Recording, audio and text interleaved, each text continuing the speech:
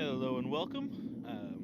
In this video I'm going to be showing you how to make a wood chisel, and here are the tools that I'm going to be using for that. This is my piece that the chisel is going to be made of. It's just a chunk of a 1/2-inch coil spring that's been cut off and pre-straightened. I've got some tongs with which to hold it, hammer obviously, and a spring fuller. This one goes in my Hardy. This tool is not absolutely necessary, but it does make life easier. Can be done without, makes the transitions nice. So I'm going to be using it today, and you'll see how here in a little bit. And of course the anvil. So I'm going to go ahead and get the steel hot, and we'll jump right in.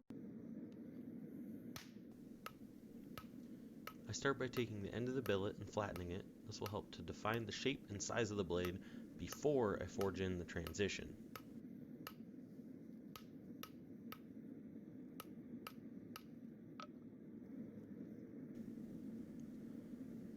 The next step is to use the spring fuller to forge the transition between the shoulder and the blade. This will allow me to widen out the blade and forge down the taper of the shoulder without affecting the other side. It does get a bit uneven here, so I just straighten it out before going back in for another heat.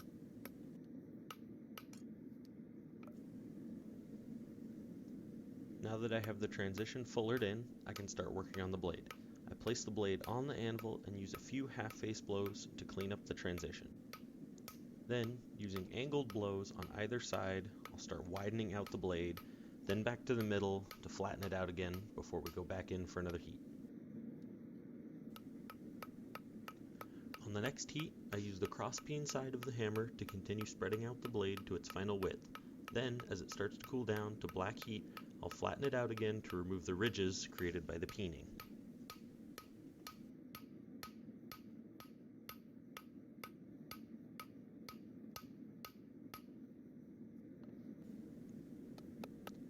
Now I just want to work the edges, make sure that the blade is nice and square.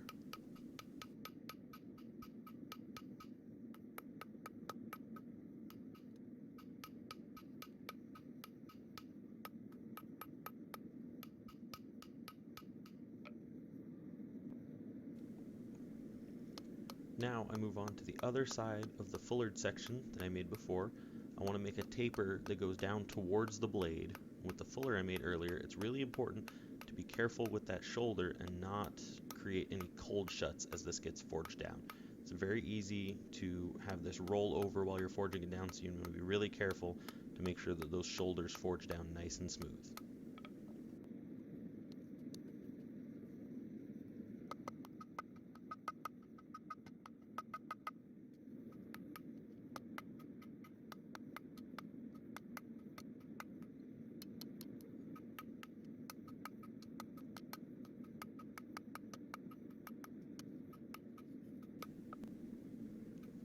With the taper forged down, I just want to make sure everything is nice and straight and use some light blows to round and smooth out the taper, make sure that everything is where I want it before I move on to the next step.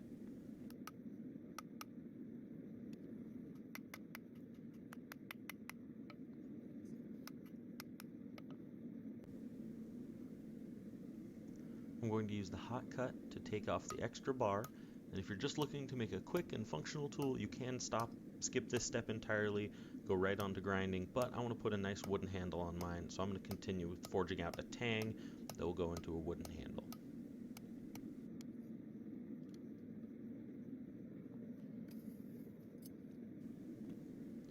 I'll start forging the tang by creating a taper that will go almost all the way up to where I want to forge in my second shoulder, and forging this taper first helps to prevent that rollover and cold shuts that I mentioned earlier when you're tapering the edge of a fullered section.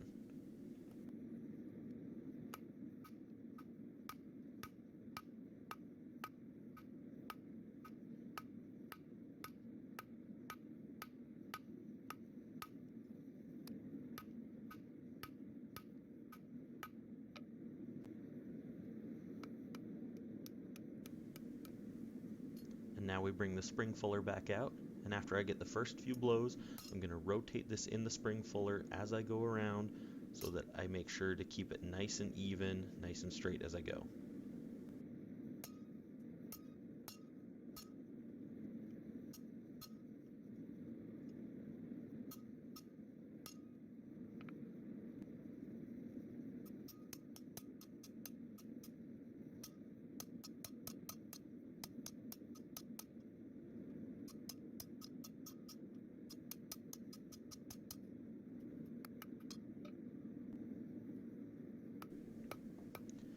Now with the second fullered section finished, I can forge out the tang without having to worry about messing up the shoulder that the wooden handle is going to butt up against.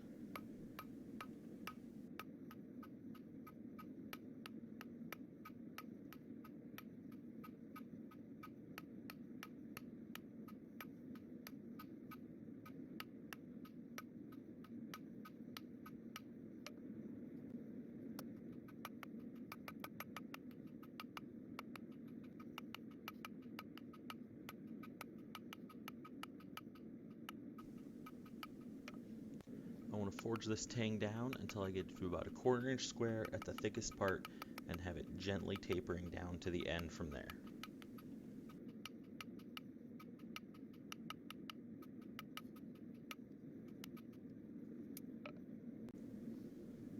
And the last step before I start working on the handle is to make sure that everything is nice and straight and clean. Don't want any kind of twisting or warping in the tang or in the blade.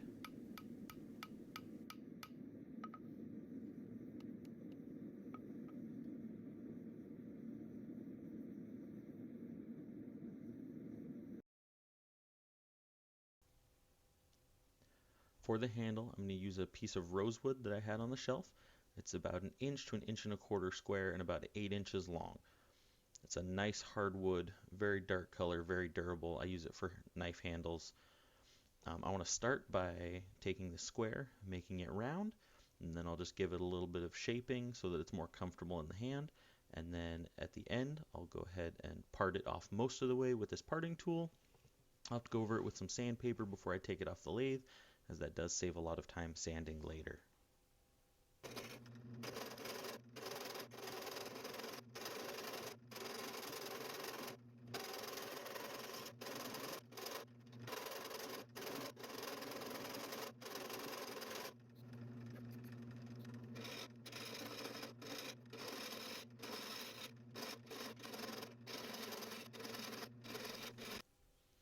If you don't have a wood lathe, you can still do this. You can do it with a box plane, a draw knife, a spoke shave, a belt sander, just anything that will get this square down to a mostly round shape. It doesn't need to be perfect, just needs to be comfortable to hold.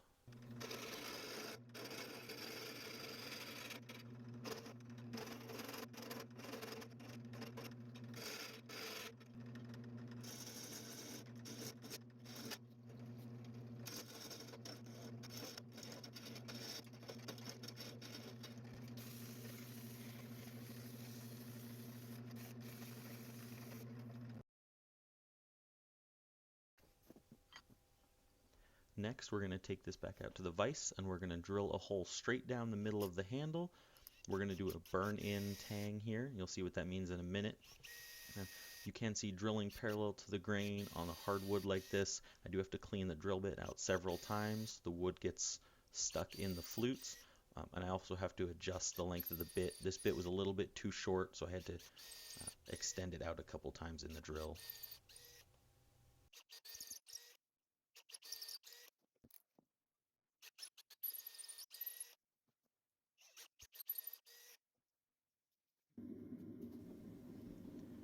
I'm going to heat the chisel back up, put that in the vise, and then I'll burn the wooden handle onto the tang. This will create a nice, clean, perfect fit up between the tang and the wooden handle. And you can see when I go to push the handle on, my hole wasn't quite deep enough, so I will get out a longer drill bit and extend that hole a little bit deeper. This longer drill bit is also a little bit narrower, and then I'll burn the tang in a second time to make sure that the handle fits perfectly all the way up to the shoulder.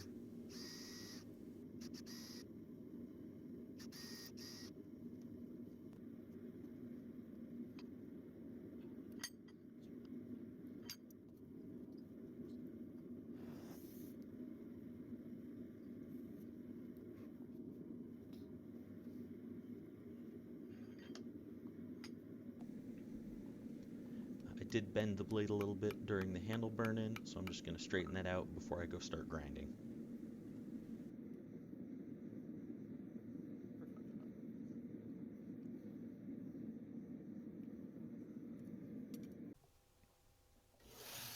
The grinding on this chisel is going to be pretty straightforward. I'll square up the end first, then do the sides, and then I'm going to do the top and bottom faces, just make sure they're both clean, flat, and get rid of any fork scale that might be on there.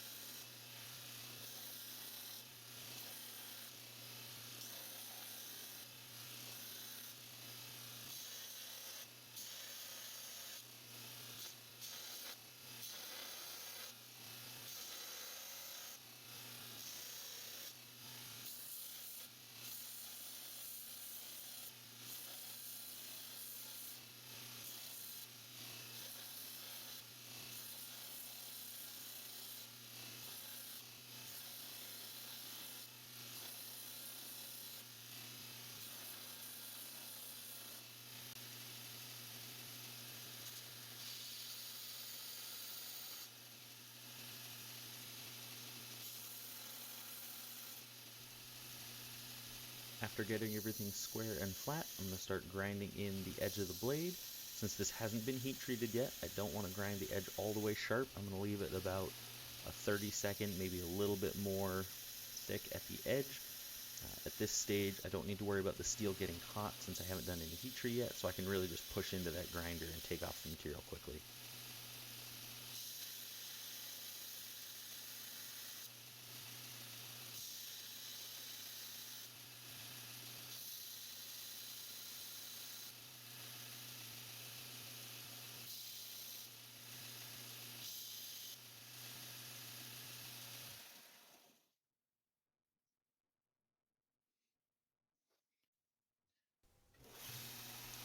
I did forget to record the heat treat, but now it is hardened and tempered, so I'm going to back of the grinder and do the finish sharpening on the blade.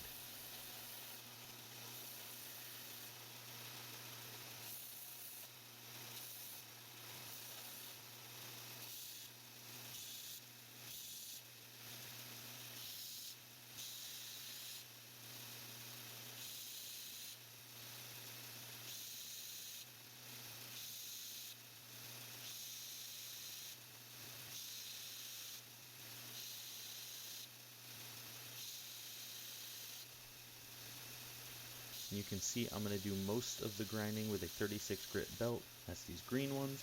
Then I'll move on to a 60 grit, 120, 220, 320, and 400. Each progressively finer grit takes a little bit less time than the one before since I'm just smoothing out that edge every time just to get it nice and clean.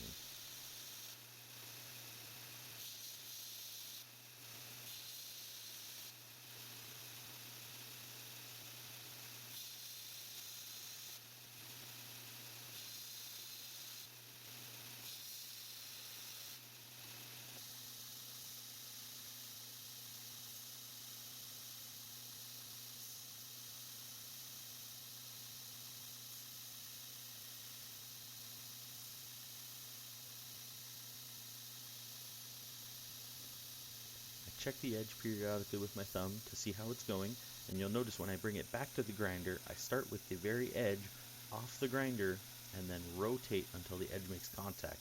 This keeps me from reaching the grinder at too steep of an angle and completely ruining that edge. It only takes a little bit of pressure to completely grind that edge off with it so thin.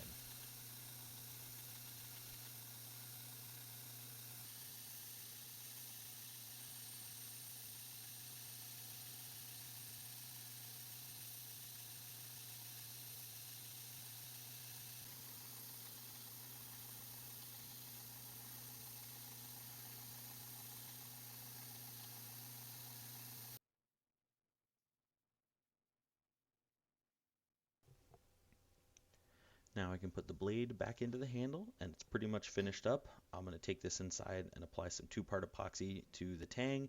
Then I'll put it on. That will permanently attach the tang to the handle, and then I'll follow up with a coat of linseed oil on the wood. It just gives it a nice shine and protects the wood from drying out or absorbing water over time. And that's how you make a wood chisel.